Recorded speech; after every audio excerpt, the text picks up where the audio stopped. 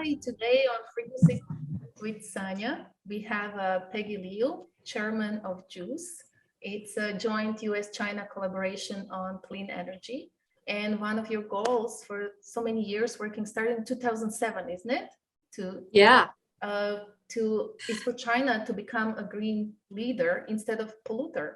And you were making a lot of effort to do that, to get there. So tell us about that. Well, you know, it's interesting. I just got an email from a person in Netherlands inviting me to speak there. And he said, I've been trying to tell people about how China is going green, but a lot of people still think China is only producing solar panels, but they're not actually deploying them to go green themselves. So I was actually quite shocked because I've been traveling all around the world since 2007, telling people about the green miracle of China. And it all starts with the leadership, of course, being really, really committed to giving a better life for all the citizens and a healthy life. But, you know, of course, it takes people, individuals, to sometimes nudge or dream what the future looks like so that people can activate around that dream. And so I guess I'm a dreamer. I don't really call myself an activist. I bring in people with solutions and passion to create the same dream into a reality that I'm thinking about. And that has worked 7 times over in China. We have changed the entire electrical grid to introduce sort of an internetification of the grid, if you will. It's called smart grid. And that just changes the game for everybody, for solar and wind, to be able to get onto the electrical grid to create more energy efficiency. I mean, it's like landline versus internet. We created the national slogan, China Dream, which is about what I'm talking about. Is collaborating, co-creating, co-energizing around the same dream, creating it together.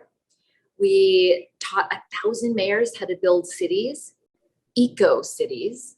And China's really the only country that is building whole new cities at a time. So for them to be able to get their mayors at that level, like little kings of the kingdom, if you will, to be really passionate about making their city a green model, not just for their citizens, but for China as a whole and for the world, that's a game changer.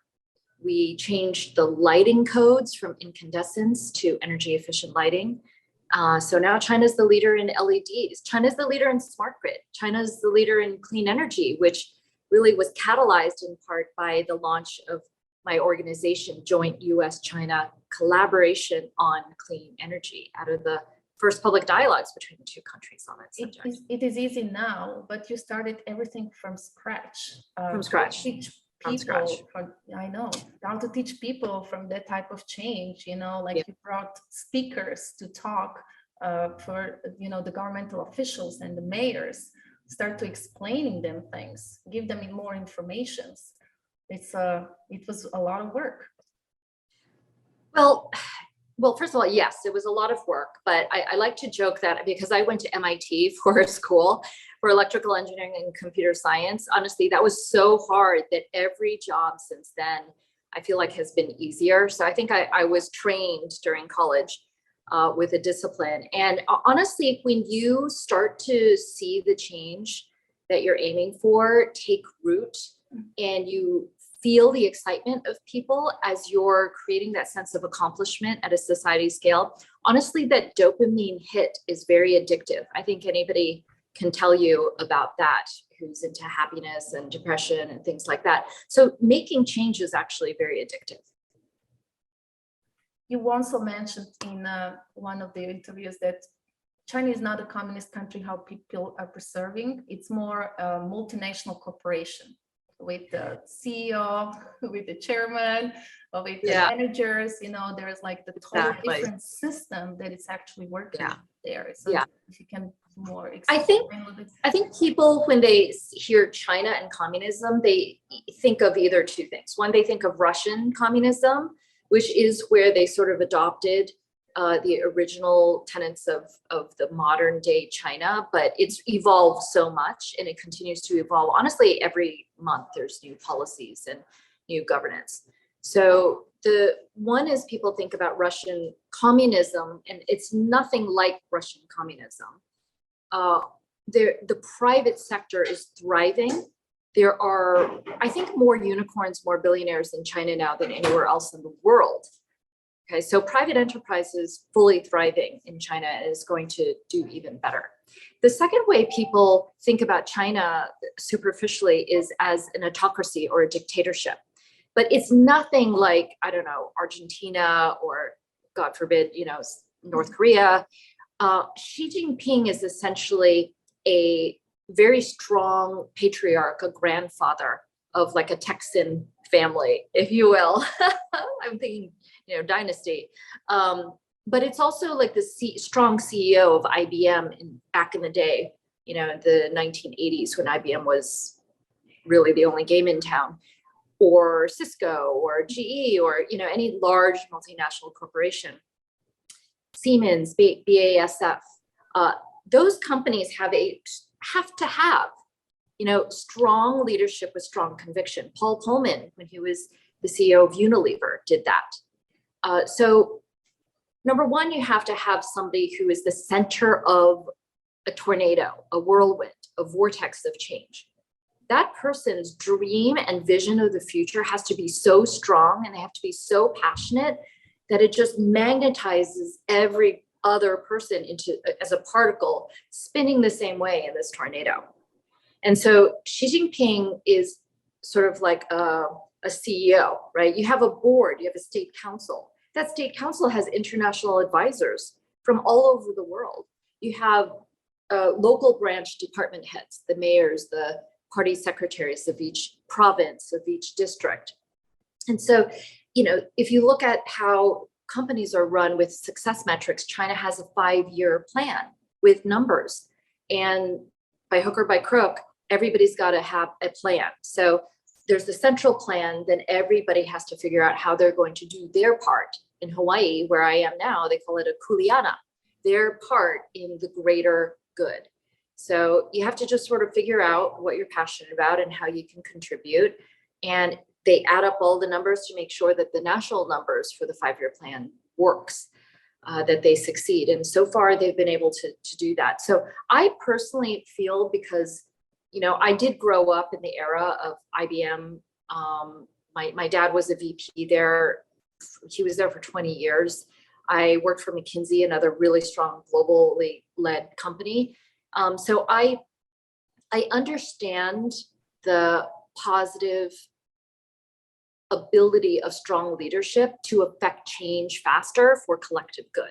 Of course, it can go wrong, but I think, in China, it's not that Xi Jinping can just say that he's going to be reelected. There still is an election process. It's not the same democracy as you think, like one person gets one vote, or, then representatives, and then, it's not that type of democracy, but there are elections.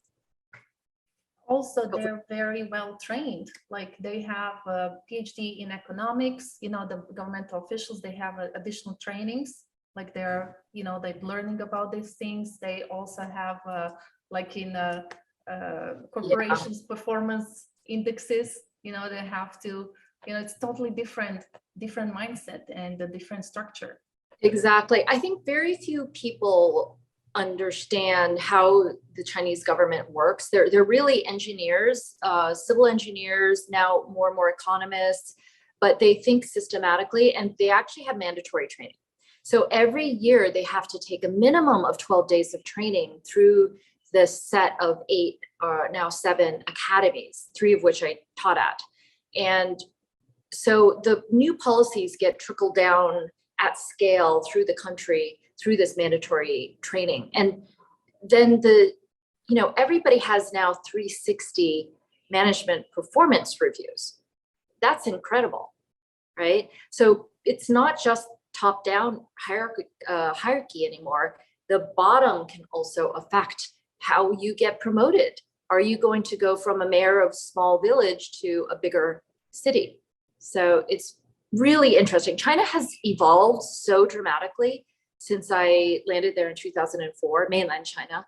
And since I started working with the government in 2006, honestly, it's a completely different country every 5 years. Fascinating. Not only that, there is also long vision by 2060 that will be like totally China carbon neutral. Carbon neutral. That is like turning a whole, field of high-speed rails going in one direction and having them do a U-turn. Like that's the equivalent of how difficult that is. But China, Xi Jinping, to his credit, to the surprise of many environmentalists like myself, announced that he was going to have the country go carbon neutral. I mean, I really think people don't understand what that means at all. It's a complete cultural shift, systemic shift, and kudos to him. Kudos to China's leadership for that commitment. They don't know how they're going to get there. They just have that dream. And I think that's what sets China apart is that they start with the dream. Of course, it has to be within sort of the realm of possibility, but they start with the dream. Then they worry about how, and they tell everybody to figure out what is their part. I think that's positive for everybody to learn from. It's not the clean energy. It's the largest contributor to climate change is also food. And you put a lot of effort into that and changing. It's like I was surprised to see that the huge problem in China is also obesity. I had no clue. Yeah. Well, I mean, okay, so China has a fifth of the world's population now. It's about the size, landmass, the size of Europe. But we have a quarter of the world's diabetics. So that doesn't seem right. And actually, if you think about it, China had the first supermarket in 1990. So really it was the introduction in this generation of processed foods and sugary drinks or sugar generally. I mean, when I first got there in 2004, it was hard to find a good cup of coffee. Now Starbucks and other amazing boutique coffee shops are everywhere, but they brought milk and they brought sugar, syrups with that coffee. It wasn't just like tea where Chinese drink it as a leaf and no sugar added. And then, instead of fruit for dessert, there was a lot of spongy desserts and it is just really awful. So a lot of baked goods are now in every corner with sugar. And then just to go is, to go foods. You call somebody 20 minutes later, sometimes you can get a meal to your house. Also processed foods. It's really, really, really, really sad to see from pretty much skinny, healthy people, could use with a little bit more exercise, but, pretty healthy. In one generation, we now have the introduction of fat camps for kids. It's just really sad. So food, though, is 30% of all greenhouse gas emissions, which is why I got involved personally. So as an environmentalist, I realized this in 2013.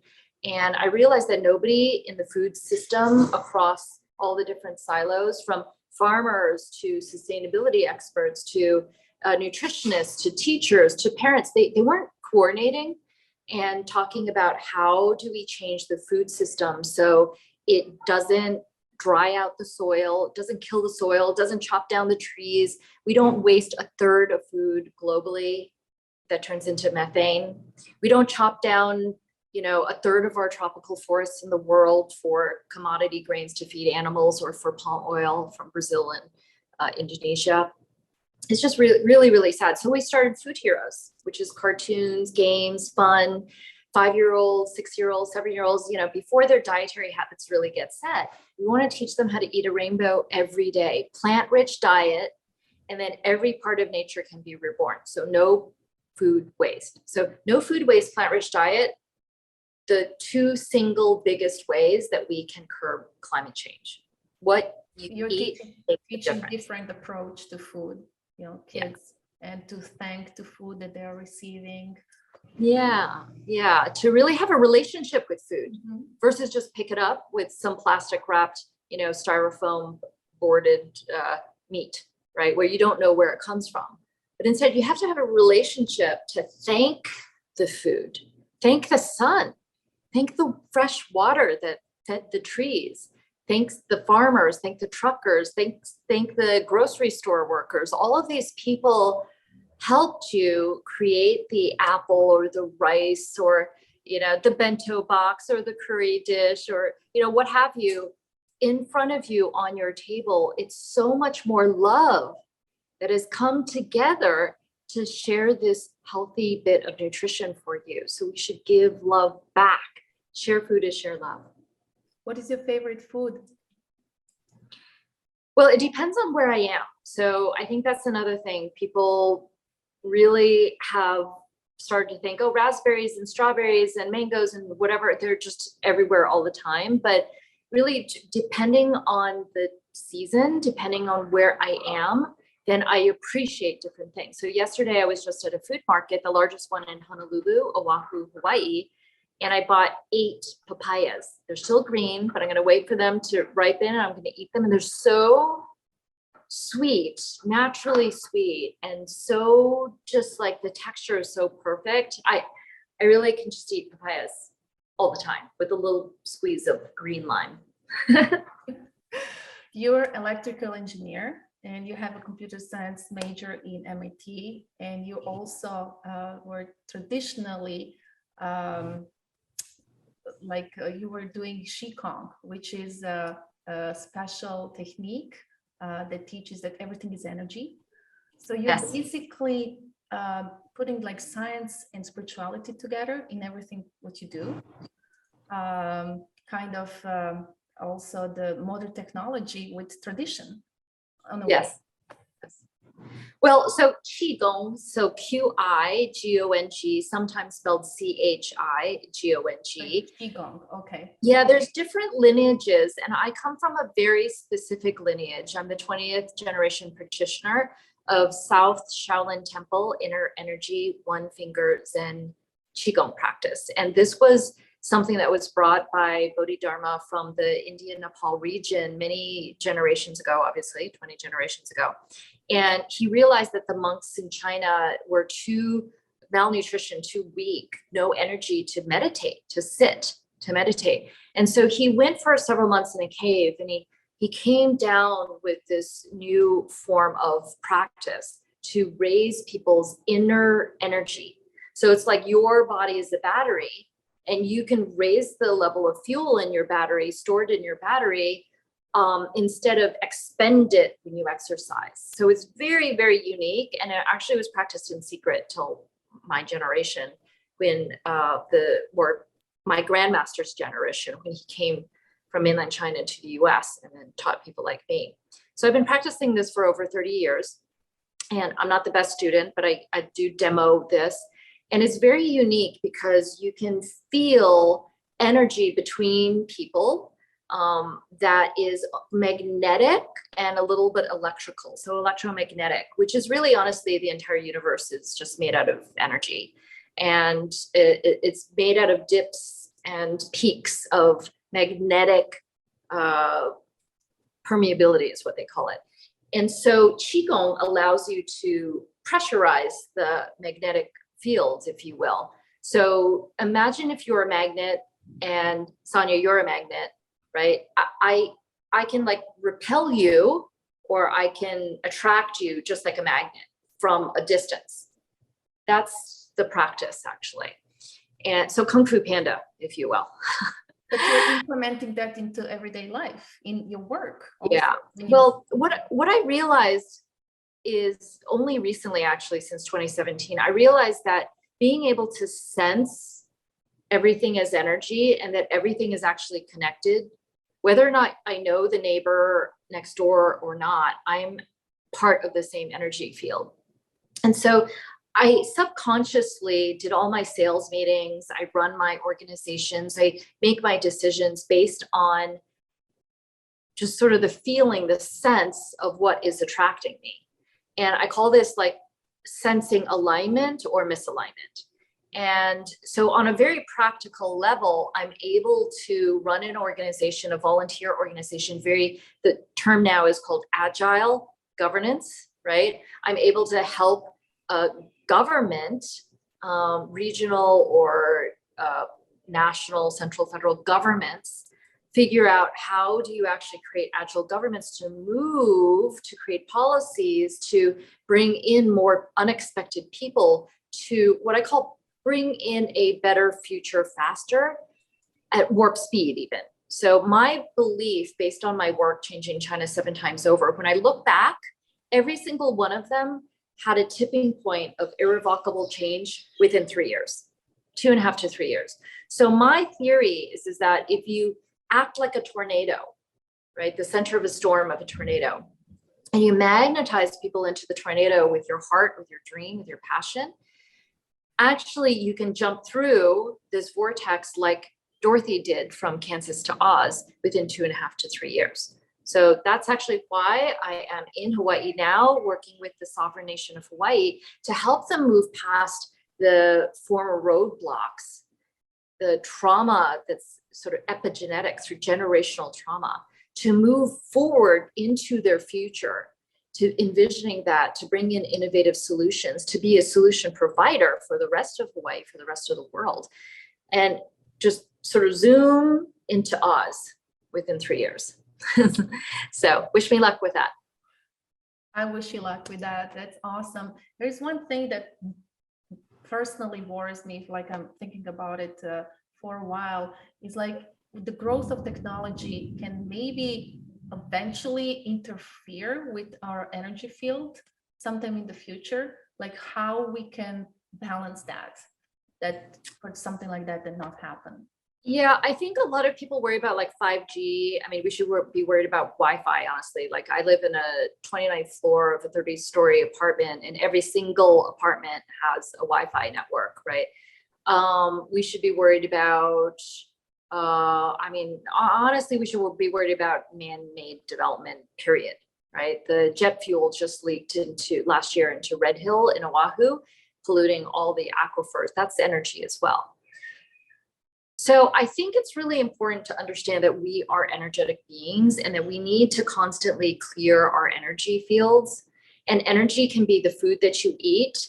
So for example, you know, in our food heroes, they say, do you want to eat food that looks like a mummy wrapped in a coffin? You know, do you want to eat dead food essentially? Or do you want to eat vibrant, living, beautiful, colorful food? I mean, if you think in those terms, it's not that difficult to start aligning yourself with things that make you feel good, that are aligned with your own energy. And my energy may not be your energy, and that's okay, right? So your foods that you eat are going to be different than the foods that make me feel good. My sleeping habits, right? The cycles that I commune with the stars are going to be different than maybe your time zone, your personal circadian rhythms. The words that we speak are energy. And so how we communicate with our friends, our families, our colleagues is all energy forces that are affecting this, our true energy field. And so these are the things that I think about. The mountains that I live next to, the valleys, the wind, the water, those are all energy fields, right? They're dips and peaks like a tsunami. And so I really think now much more carefully about what energy I allow into this being like my nearby magnetic field, if you will. Just like a magnet, we have stronger and stronger and stronger magnetic field, and then it sort of weakens. But I think if everybody thought of themselves as energetic batteries and fields, they would be much more careful about the words they speak to another person to affect their energy field, or just even a mean look is an energy wave that's going to affect somebody's heart, right? They're going to take care of their emotions more if they think about themselves as an energetic being, and for sure where they live and the foods they eat. So I hope that's interesting. I absolutely agree with you. It just worries a little bit, you know, they say like millennials or generations that they don't know how to communicate well anymore because of the technology and everything. So oh yes. And about, like smart cities one day, how much there will be, technologies coming in our home more and more. And people are, like, oh, that change is kind of, they're afraid of that kind of change, and, they're accepting it slowly. And as I said, like, my personal concern a little bit about that energy field, like I like to feel, like that flows of the energy. It's like, I don't like the interference, like going to run into the nature and just enjoying. Yeah. So I think what you're talking about is, like, for example, social media effects, right? And I have two teenage sons, 17 and 19, who are probably upstairs watching video games or playing video games or watching cartoons right now as we speak. I would say a couple things. One is, in my view of the world, actually everything is just one medium that we're speaking to. And so our heart and our emotions go across the world or through a line, wireless line, to somebody just the same as if you were to be right in front of each other. This Zoom call is an example. Like, we're creating a relationship as we talk, and hopefully with my words, I'm creating some sort of emotion in you that you're feeling. Whatever you're feeling is valid, but hopefully you're feeling something. Now, the difference is when you're in person and in nature, you have the added sensory input of touch and, like, the wind blowing on your skin, the smells of the coconut maybe, or the foods of the local food market, etc. So yes, that is missing. But remember, like, this whole thing that we're living in, this reality, there's no real distance between us. Like, in real reality, there's no space, there's no time. Okay. So if you just use your heart to create emotions, your emotional perception of what's happening right now is the reality, period. So somebody might be watching this podcast and being like, oh my God, she's saying exactly what I'm saying in my mind, and putting words to my feelings, etc. And then they feel dopamine and serotonin and they feel good. And so their reality of this podcast is very positive, right? But there might be somebody who's just thinking with their brain, and they're maybe not ready to hear some of the concepts that I'm talking about. They're just not interested. And that's valid for them in their world, in their reality, at their stage of development. But their emotion dictates the reality of this podcast. Their definition of this podcast for them in their mind is from that emotional reaction. All are valid, all are good. Very true. Is there any new projects that you're starting this year or for next year, something new that you would like to share? Yes, well, I've mentioned I'm now advising the nation of Hawaii. So number one, I'm building a off-grid tiny home pilot for them. So I'm bringing all sorts of really interesting techniques, for example, using compost to heat water pipes so that you can create free hot water. I'm taking toilet poop and kitchen waste to turn that into biogas to cook on a stove with. So I'm experimenting with that. I'm starting to set up aquaponics for them for growing fish and leafy greens, tomatoes, peas, so that they can have food self-sufficiency. I'm working on microhydro, solar, and things like that for other forms of energy self-sufficiency for them. And this is much more than, the physical land or the physical, what they call ahupua'a ecosystem. It's about their heart and soul, which is aloha spirit. And aloha spirit really belongs to everybody. So they want to share that with the world, which I think is beautiful. So I'm trying to live it myself and pour my heart into it so that I can help them spread it like a big ripple effect. So one is the nationofhawaii.org. You can take a look at that. Foodheroes.org, the curriculum, the gamified, cartoonified board games, flashcards for young kids, we're now taking to rural schools in China with one of our partners on the ground. they're taking it to many of the poorest provinces in China so that they can learn from the very beginning what healthy nutrition looks like. It doesn't have to be a lot of food or expensive dinners at restaurants, but it can be healthy and fun and beautiful, a rainbow every day. And I'm also bringing that hopefully to Hawaii and integrating it into the aquaponics, the ahupua'a that they're creating here.